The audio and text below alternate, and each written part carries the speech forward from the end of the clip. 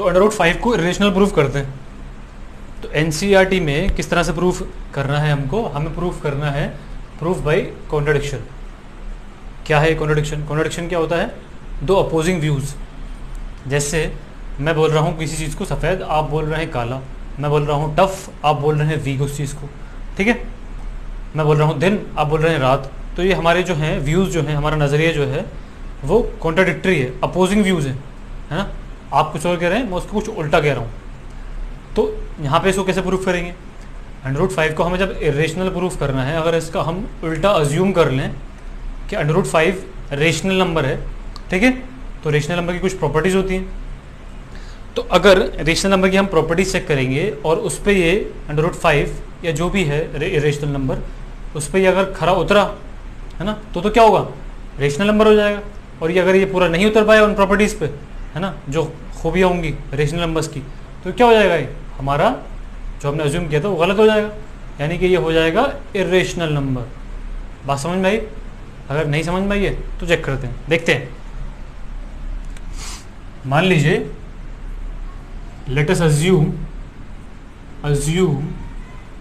to contrary हुई है ना, अपोजिट मान लेते हैं इसका हम, that under root 5 is rational है ना। इरेशनल प्रूफ करना है तो हम रेशनल मान लेंगे इसको। चलिए हमने रेशनल मान लिया। अब अगर हमने इसको रेशनल मान लिया तो हम रेशनल नंबर को हम जानते हैं किस तरह लिख सकते हैं? हम लिख सकते हैं उसको किसी भी दो इंटीजर्स की फॉर्म में, a अपॉन b की टर्म्स में, जहाँ पे a और b क्या होते हैं? a एंड b आर को प्राइम इंटीजर्स होते हैं, ठीक है। को प्राइम इंटीजर्स क्या होते हैं? मैंने बताया था अभी आपको, जिसमें सिर्फ वन कॉमन हो, है ना, फैक्टर्स में सिर्फ वन कॉमन हो और कुछ कॉमन ना हो। And q is not equal to b is not equal to 0, ठीक है, इसमें कोई दिक्कत नहीं है अभी तक। अब अगर मैं दोनों साइड स्क्वायर कर दूँ, स्क्वायरिंग बोथ साइड्स, इक्वेशन के दोनों साइड मैंने स्क्वायर कर दिया, तो क्या होगा? ये हो जाएगा 5, अंडर रूट 5 का स्क्वायर क्या होगा? 5 हो जाएगा। और ये क्या हो जाएगा? a का स्क्वायर, और नीचे क्या हो जाएगा? b का स्क्वायर। सही है।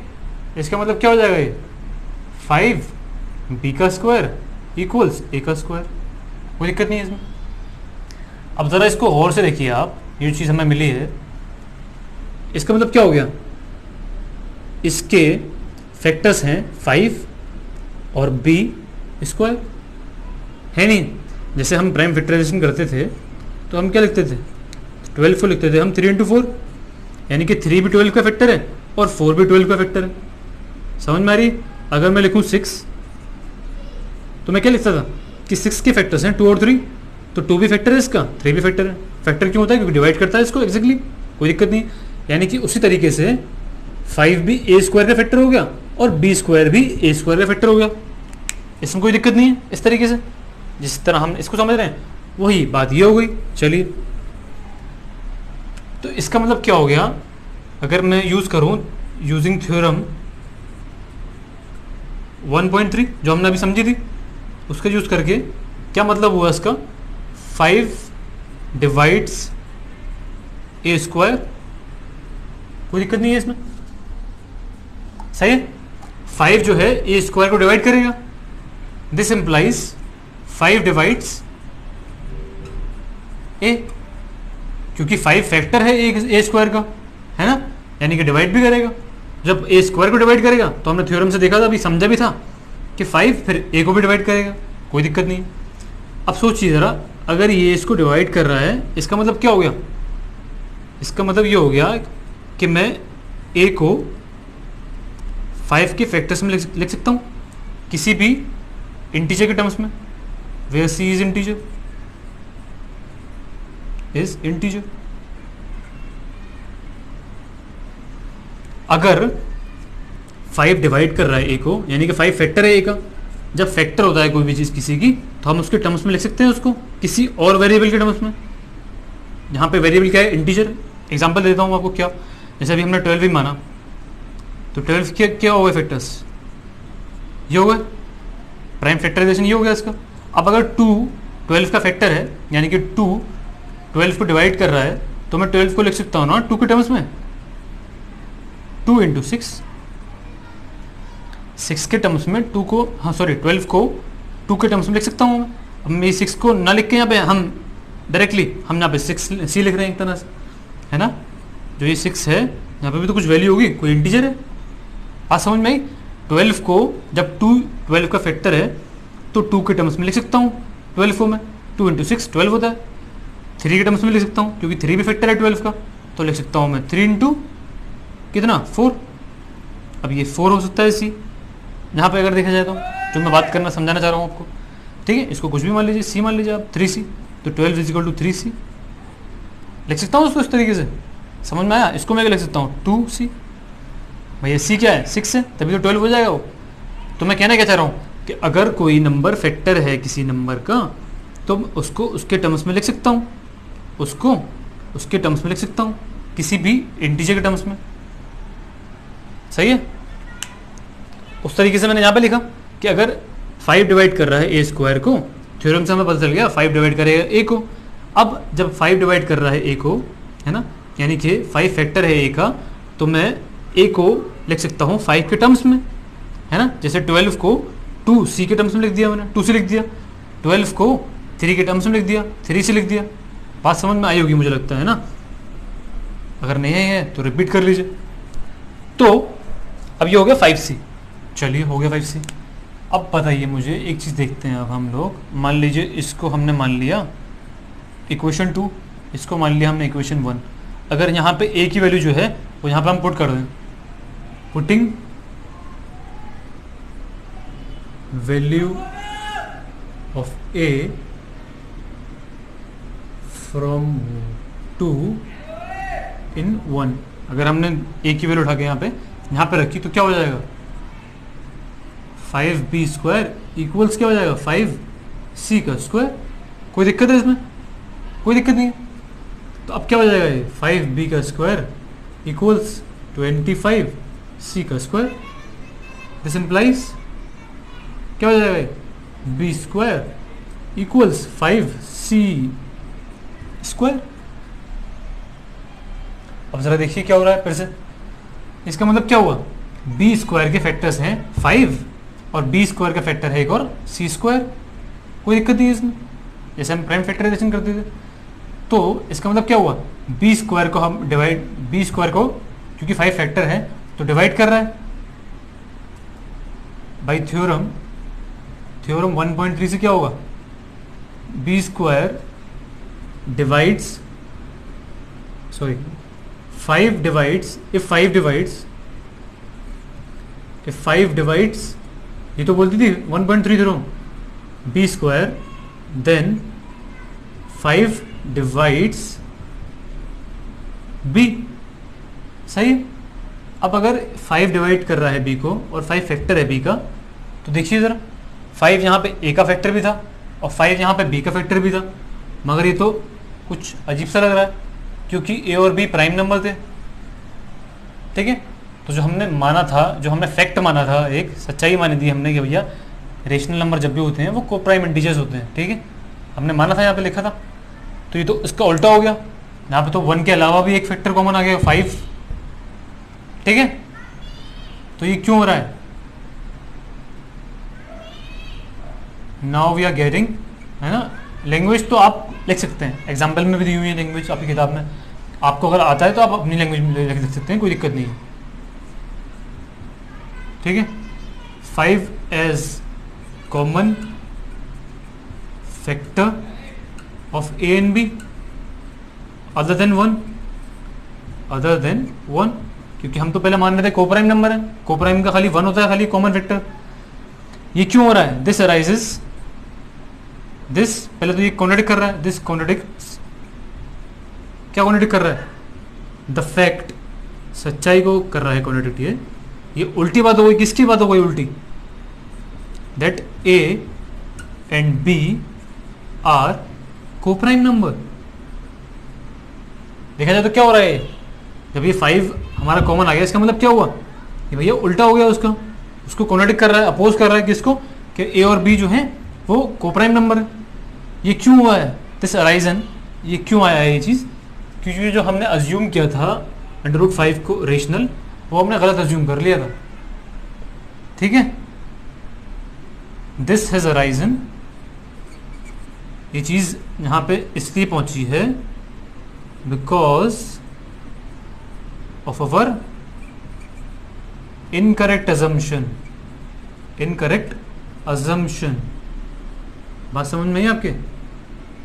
इनकरेक्ट अजम्पशन की वजह से हुआ है दैट √5 इज रेशनल, ठीक है। Therefore √5 is irrational. मुझे उम्मीद है आपको ये बात समझ में आई होगी, है ना। तो हमने समझा ये √5 क्या होता है ना, इरेशनल कैसे प्रूफ करेंगे इसको। एक तो एग्जांपल और देखते हैं, फिर चलते हैं आगे। अब ज़रा इसको प्रूफ करते हैं। 7 माइनस √5 को प्रूफ करते हैं इरेशनल। तो ये थोड़ा कंपैरेटिवली ज़्यादा आसान है पिछले वाले एग्जाम्पल से। जिस तरह की पिछली वाली एग्जाम्पल होती हैं थोड़ी लेंथी होती हैं, ये थोड़ा इजी पड़ जाएगा। क्यों पड़ जाएगा मैं बताता हूँ। वही करते हैं पहले। Let us assume to a contrary that 7 and √5 is rational. हमने मान लिया कि ये नंबर रेशनल है, ठीक है।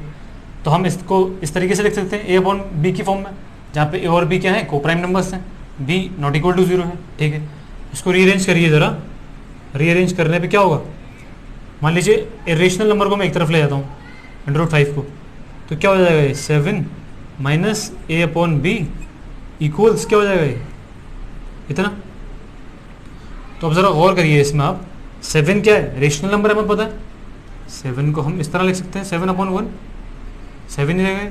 तो ये p/q की फॉर्म में लिखा हुआ है, और q जो है वो ≠ 0 है, तो ये क्या हो गया, रेशनल नंबर हो गया 7। तो ये रेशनल नंबर है, और a/b तो रेशनल नंबर है ही, ठीक है।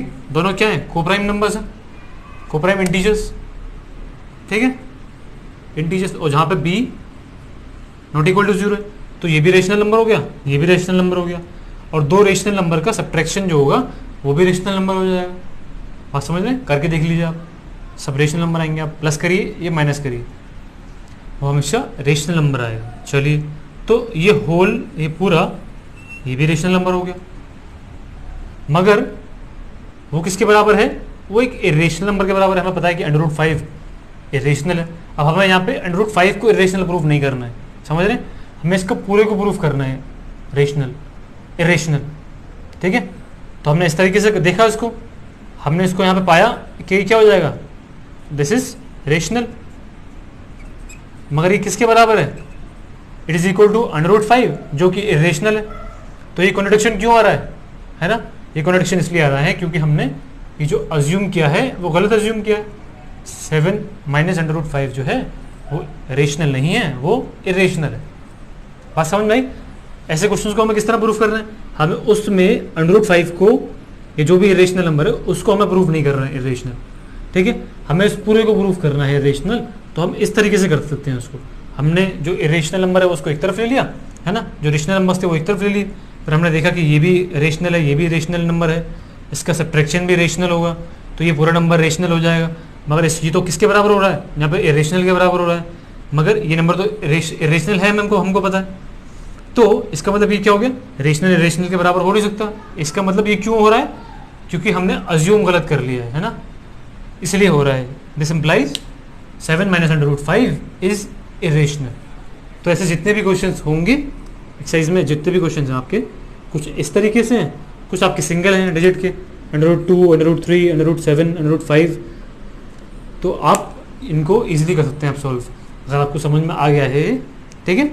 आप एक बार एग्जाम्पल पढ़िए, है ना, मैथ्स की बुक की, उसको गौर करिए, उसको थोड़ा सा आप ट्राई करिए अपने आप, तो एक्सरसाइज आपकी आराम से हो जाएंगी, ठीक है।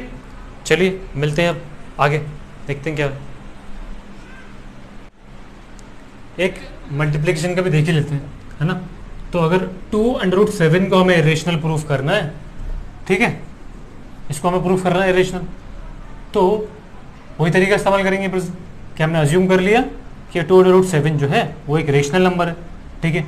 अगर ये रेशनल नंबर होगा तो हम इसको किस तरीके लिख सकते हैं, 2 √7 को a/b की फॉर्म में लिख सकते हैं, जहाँ पे a और b क्या है, को प्राइम इंटीजर्स हैं, और b is not equal to 0 है। ठीक है, इसको ज़रा रीअरेंज करिए, इसको रीअरेंज करेंगे तो क्या हो जाएगा, ये 7 का अंडर रूट 2 जो है नीचे पहुंच जाएगा, कोई दिक्कत नहीं है। तो अब ज़रा देखिए, ये a और b ये सब क्या है, इंटीजर है, वो भी कोप्राइम इंटीजर है, और 2 भी इंटीजर है। तो a अपॉन b ये भी क्या हो गया, ये भी एक तरह से रेशनल नंबर नहीं हो गया। a upon b rational number थे, और अगर नीचे 2 आ रहा है 1/2 क्या होगा, वो भी रेशनल नंबर हो जाएगा। तो अगर मैं इसको और कर दूँ थोड़ा सा, तो देखिए यार इस तरह लिख सकते हैं इसको। तो 1/2 क्या है, वो भी रेशनल नंबर है, a अपॉन b क्या है, वो भी रेशनल नंबर है, हमने अभी माना है इसको। तो ये पूरा क्या हो गया मल्टीप्लिकेशन में, ये भी रेशनल नंबर हो गया। मगर ये किसके बराबर है, ये एक रेशनल नंबर के बराबर है। ये तो कॉन्ट्रडिक्ट कर गया, ये रेशनल और ये रेशनल बराबर कैसे हो जाएंगे। ये क्यों हो रहा है, ये इसलिए हो रहा है क्योंकि जो हमने अज्यूम किया है 2√7 को रेशनल, वो हमने गलत अज्यूम किया है। बात समझ में आ रही है। तो इस तरीके से आप मल्टीप्लिकेशन वालों को भी प्रूव कर सकते हैं। ठीक है, लैंग्वेज किस तरह से लिखनी है आप एग्जाम्पल में देख सकते हैं, अपनी लैंग्वेज में भी लिख सकते हैं आप, कोई दिक्कत नहीं है। ठीक है, समझना आना चाहिए बस सबको। चलिए मिलते हैं।